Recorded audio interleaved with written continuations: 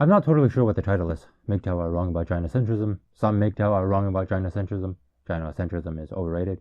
Let's just go with the most controversial one for clickbait. I feel that some MGTOW talk about Gynocentrism as if it were the be-all, end-all boogeyman.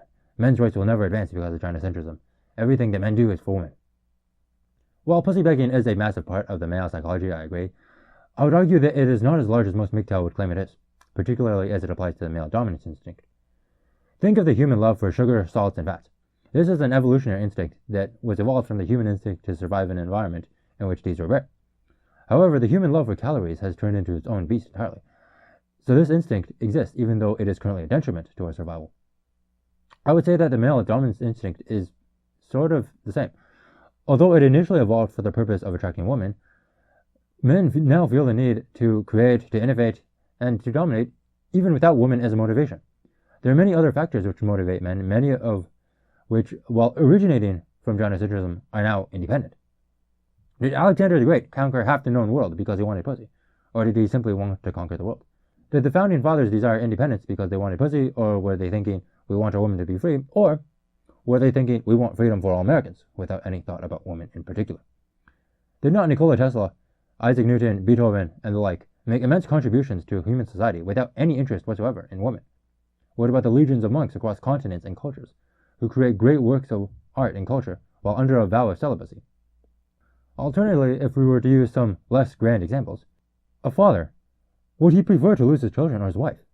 I think we can know the answer to that in most divorce cases. Many MGTOW are great producers and thinkers. Are we not the greatest example of why this line of thinking is false? I create the following thought experiment to send the nail home, so to speak.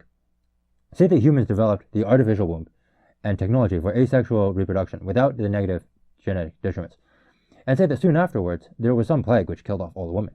So basically, we could still reproduce even without women, and all the women were gone. Which of the following scenarios would take place? A. The vast majority of the remaining men lose all desire to produce, to innovate, to think, seeing as there are no women to motivate them. Or B.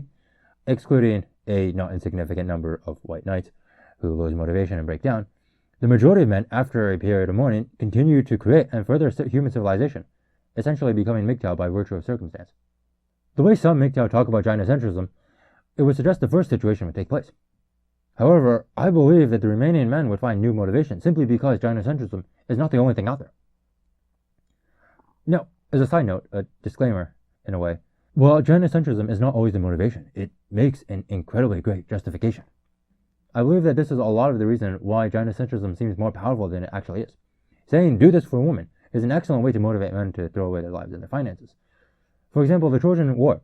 While they did use the kidnapping of Helen of Troy as a justification, I refuse to believe that they sent over the entire Greek armada for a single woman. So, thoughts I guess?